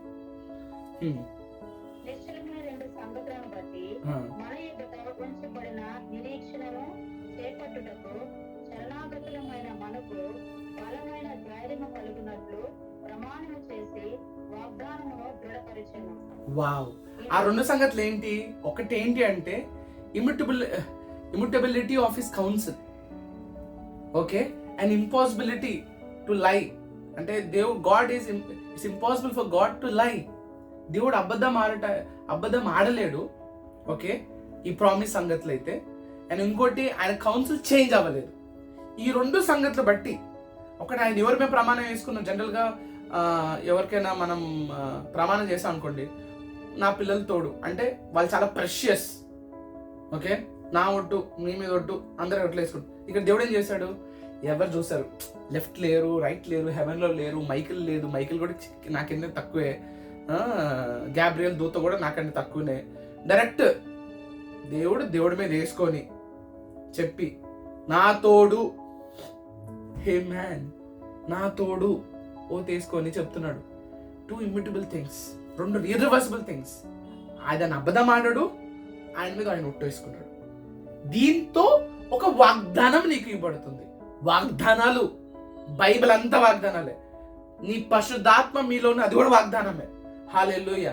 మిలియన్స్ ప్రామిసెస్ ఉన్నాయి. ఆమేన్.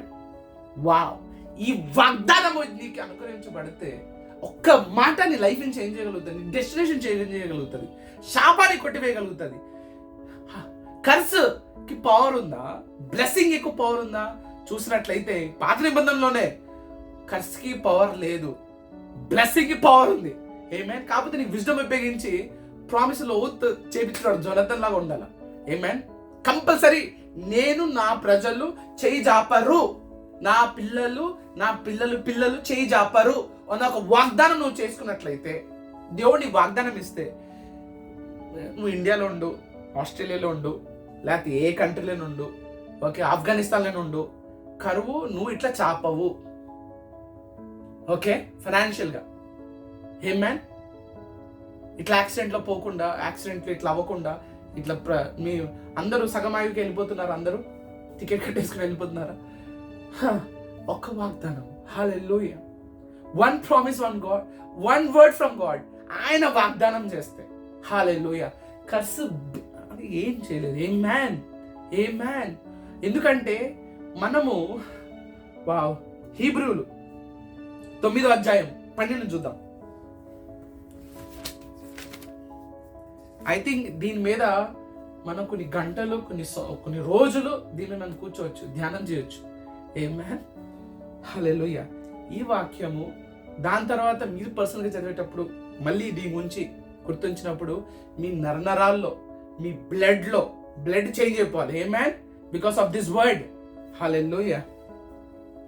9వ అధ్యాయము 12. మేకల రక్తమియు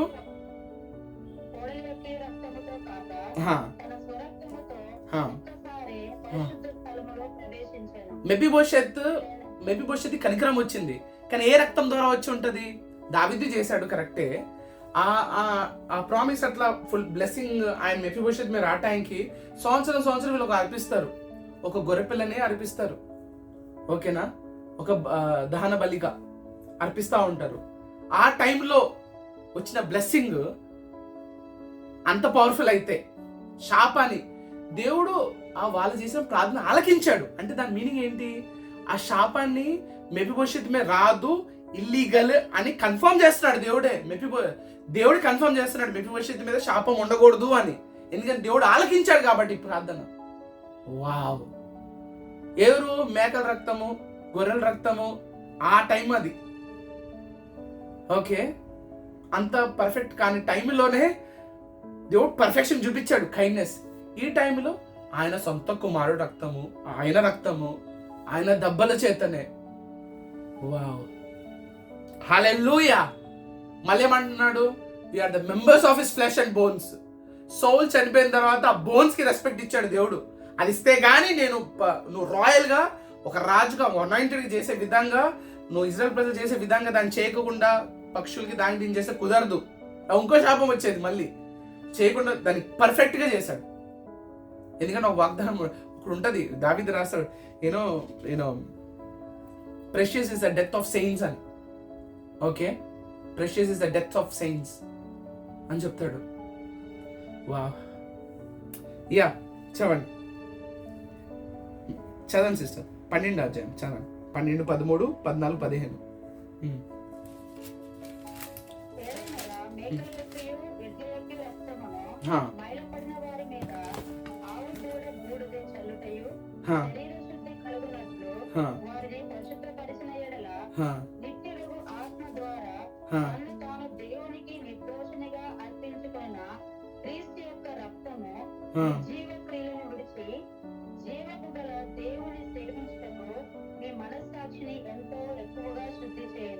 వావ్, ఇటర్నల్ రిడెంప్షన్. వావ్. చదవండి సిస్టర్. 13.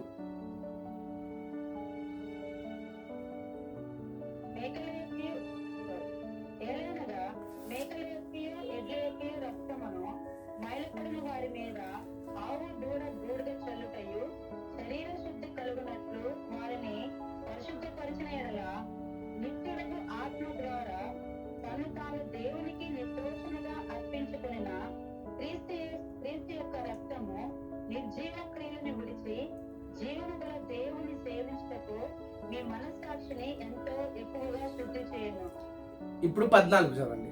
అది 2 కలిసిపోయిన అనుకుంటా దాంట్లో.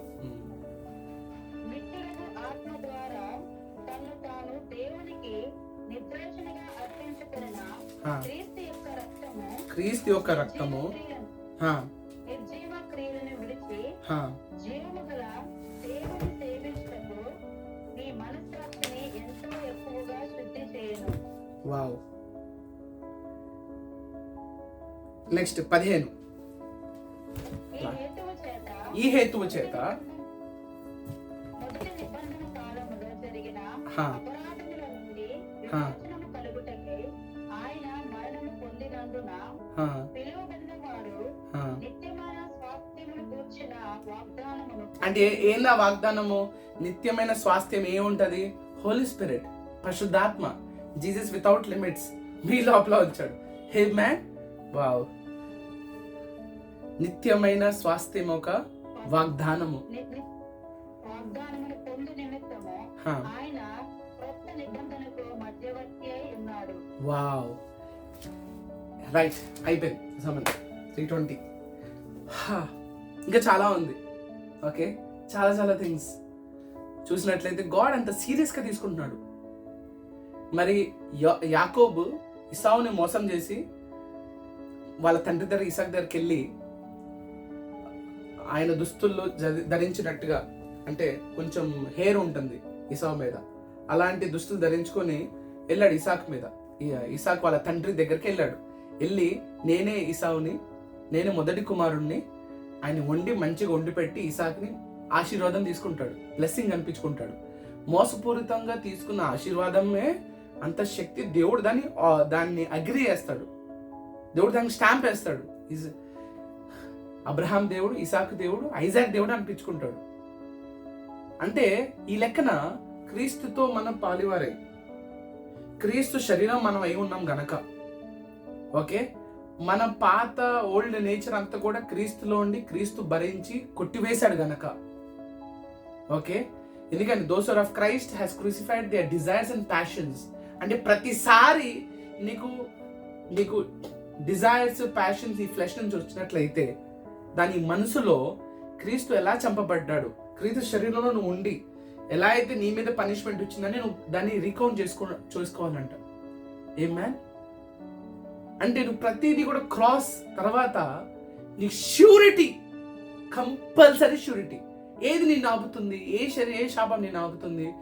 ఆ శాపం నేను ఆపలేదు, ఓకే. ఏ కర్స్ నేను ఆపలేదు. నీ బ్లెస్సింగ్ ఇస్ పవర్ఫుల్.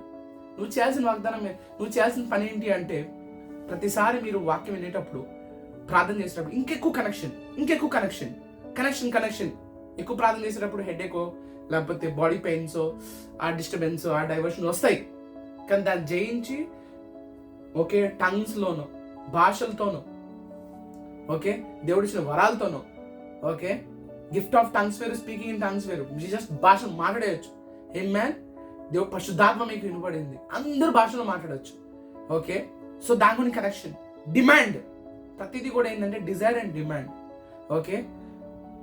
దాహంగా ఉండాలి, ఓకే, డిమాండ్ చేయాలి. ఎందుకు డిమాండ్ చేయాలి? రక్తం పెట్టాడు, వేసే రక్తం వేస్ట్ అవ్వకూడదు కదా.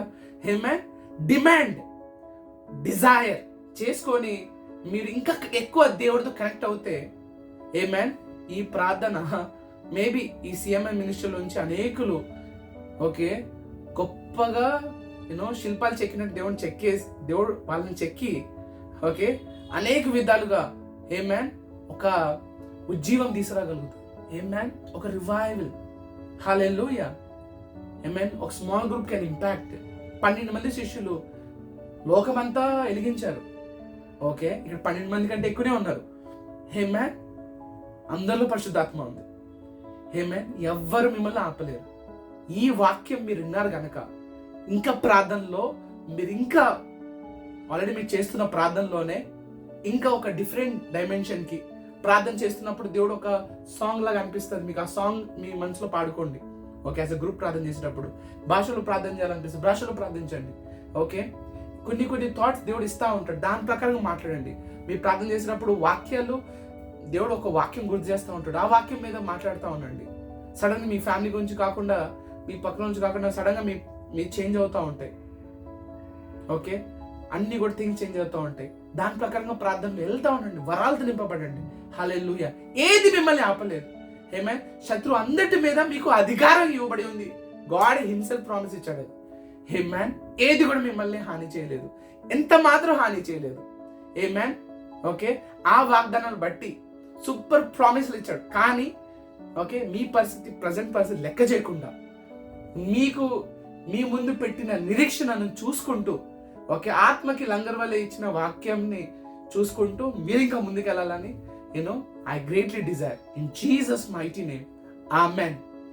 God bless you all. నేను ప్రార్థిస్తాను. Father, in the name of Jesus, యేసయ్య, ఎవరైతే ఎంతమంది అయితే ఈ వాక్యం విన్నారో వాళ్ళందరూ కూడా ఓకే ఈ వాక్యంతో నింపబడాలని, బ్లెస్ అవ్వాలని, కృపగల వాక్యము ఎలా అయితే మెఫీబోషెత్ మీద కృప చూపించావో ఒక మేకల రక్తం ఉన్న టైంలోనే ఇప్పుడు మాకు మీ కుమారుని రక్తము, మీ రక్తమే మాకు శుద్ధి చేసింది గనక, పరిశుద్ధ రక్తంతో శుద్ధి చేసింది గనక, రక్తంతోనే కాదు శరీరాన్ని మొత్తం కూడా నలగొట్టబడు కనుక Lord Father, yes we shall be blessed in many వేస్.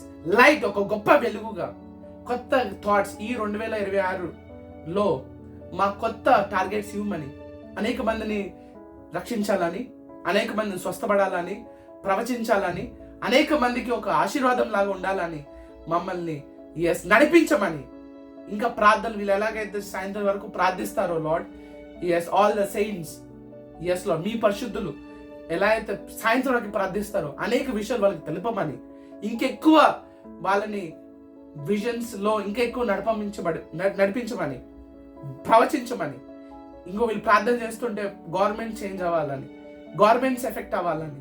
హల్లెలూయా. ఎక్కడైతే కరువు ప్రాంతాల్లో లార్డ్ మీ ఆశీర్వాదం దింపబడాలి అని, అనేక మందికి అనేక స్పిరిచువల్ రెల్మ్ ఎక్కడైతే కనెక్ట్ అయి ఉండాలని నేను ప్రార్థిస్తున్నాను తండ్రి. Amen, amen, amen. That's it. Hallelujah. I think this ఇంకా ప్రేయర్ కూడా అవసరం లేదు. Amen. This word is enough. ఈ వాక్యము మీకు ఇనఫ్. ఆమెన్. నన్ను పట్టుకొని ఇంకా మీరు వెళ్ళండి. ఆమెన్. మీకు స్వస్థత